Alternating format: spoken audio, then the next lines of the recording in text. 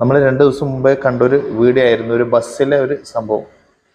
ആ വീഡിയോ കണ്ട എല്ലാവർക്കും മനസ്സിലാവും ആ വീഡിയോയിൽ ആ പുരുഷൻ തെറ്റുകാരനല്ലെന്ന് എല്ലാവർക്കും മനസ്സിലാവും. ഞാൻ എല്ലാ സ്ത്രീകളെയും ഇതിൽ ഉൾപ്പെടുത്തുന്നില്ല. പക്ഷെ ഇതുപോലെയുള്ള വൃത്തികെട്ട സ്ത്രീകൾ മറ്റുള്ളവർക്കും കൂടി ബുദ്ധിമുട്ടാവുന്ന രീതിയിലാണ് ഇപ്പം മുന്നോട്ട് പ്രവർത്തിച്ചു കൊണ്ടിരിക്കുന്നത്.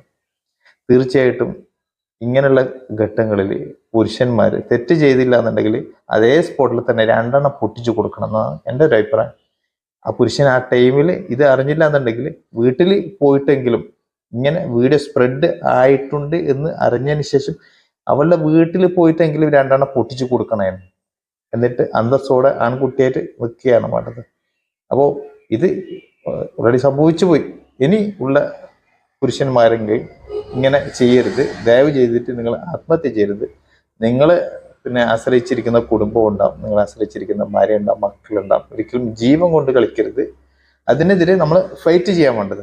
അല്ലാണ്ട് ആത്മഹത്യ ചെയ്തിട്ട് ആ കേസ് അവിടെ വെച്ചിട്ട് ക്ലോസ് ചെയ്യാൻ വേണ്ടത്.